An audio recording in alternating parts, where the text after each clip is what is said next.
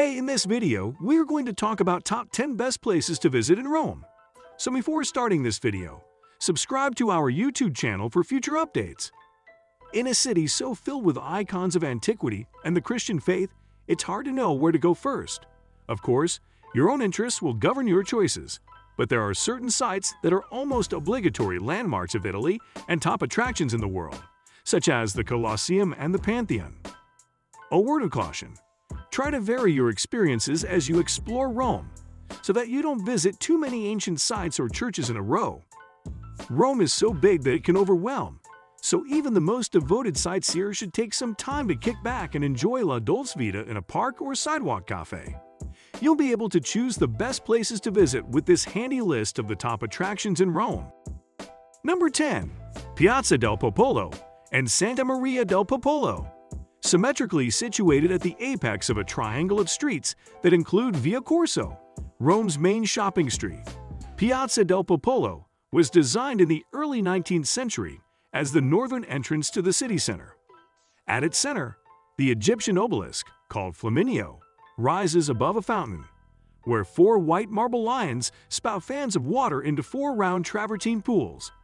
Facing one side like mirror images at either side of Via Corso are the twin churches of Santa Maria dei Miracoli and Santa Maria in Monte Santo, and at the opposite side of the Grand Piazza is the Augustinian Basilica of Santa Maria del Popolo.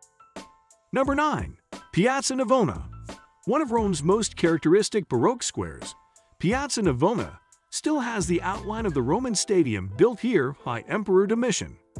It was still used for festivals and horse races during the Middle Ages, and was rebuilt to the Baroque style by Borromini, who also designed the magnificent series of palaces and the Church of Santa Agnes on its west side. Its facade, campanile, and dome highlight the way Baroque architecture weaves convex and concave surfaces, gables, windows, columns, and piers into a unified design.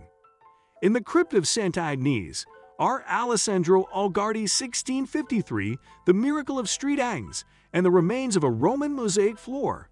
Santa Agnes provided a model for Baroque and Rococo churches in Italy and elsewhere. Number 8. Santa Maria Maggiore. One of Rome's most majestic churches, Santa Maria Maggiore, has stood here since the 4th century Pope Liberius had a vision of the Virgin directing him to build a church where snow fell the following day. Although it was August, snow did fall on the Esquiline Hill the next morning, so here the Great Basilica was built. Mass has been celebrated here every day since the 5th century. The three aisles of its 86-meter-long interior are separated by 40 columns of marble and 4 of granite, and the apse added in the 13th century is lined with mosaics of Old and New Testament themes, masterpieces of Rome's famous mosaic artists. Number 7. Centro Storico and the Spanish Steps. Take a look at a Rome tourist map, and you'll see one area so filled with things to do that it's hard to read the street names. This is the Centro Storico, the historic center of Rome, with so many art-filled churches, resplendent palaces, and lively squares that you could spend your whole vacation strolling its ancient streets and lanes. Spend some time just to absorb the neighborhood's atmosphere instead of going from one of its must-see sites to the next. Along with Piazza Navona, the Trevi Fountain, and the Basilica of Santa Maria Maggiore, stop in less well-known churches, such as Santa Maria del Popolo, where you'll find works by Bernini and Caravaggio. Pause at the Spanish Steps, the flight of irregular stairs and landings that lead up to the French Church of Trinidad dei Monti. Number 6. Vittorio Emanuele I Monument. It's ironic that this grandiose monument, considered one of the national symbols of Italy, is rarely admired by Romans, who liken it to a wedding cake or a giant typewriter. Like it or not, the vast neoclassical structure crowns Capitoline Hill, symbolic center of ancient Rome, overlooking the later city across Piazza Venezia.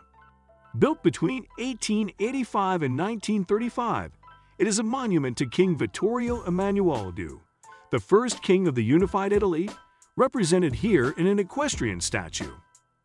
Italy's The Tomb of the Unknown Soldier is here, along with the Museum of the Italian Unification.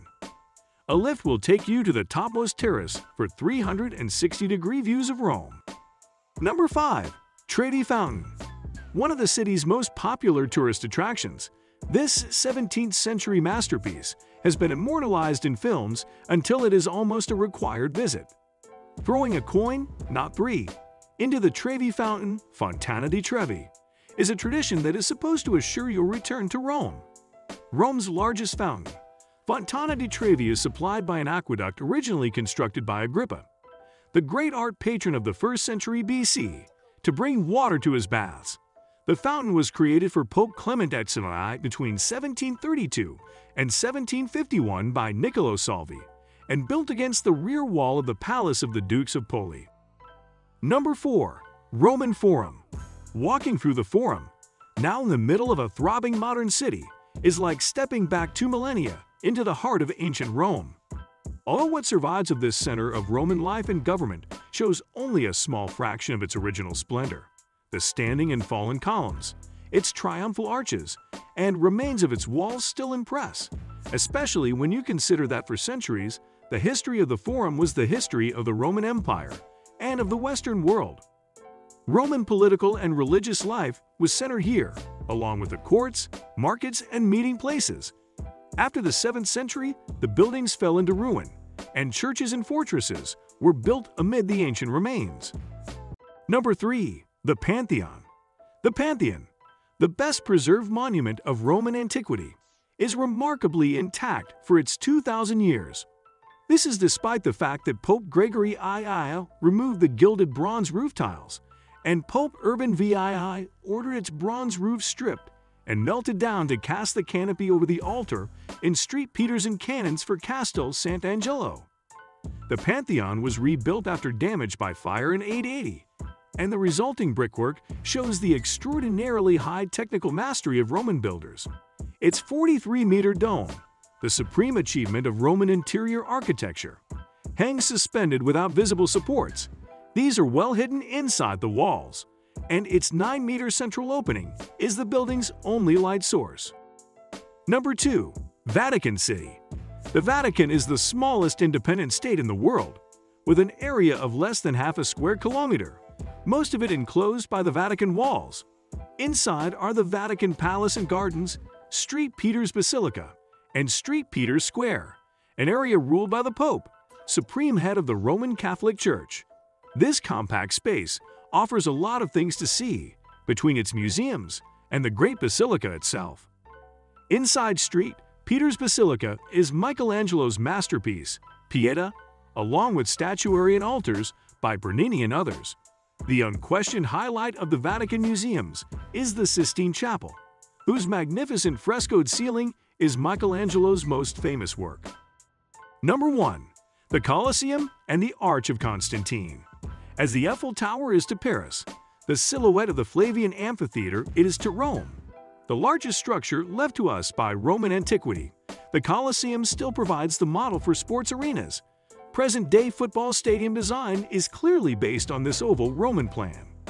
The building was begun by Vespasian in AD 72, and after his son Titus enlarged it by adding the 4th story, it was inaugurated in the year AD 80 with a series of splendid games. The Colosseum was large enough for theatrical performances, festivals, circuses, or games, which the imperial court and high officials watched from the lowest level. Aristocratic Roman families on the 2nd, the populace on the 3rd and 4th. What do you think about this video? Do let us know in the comment section below. If you enjoyed this video and want to hear from us again, be sure to hit that subscribe button before you go.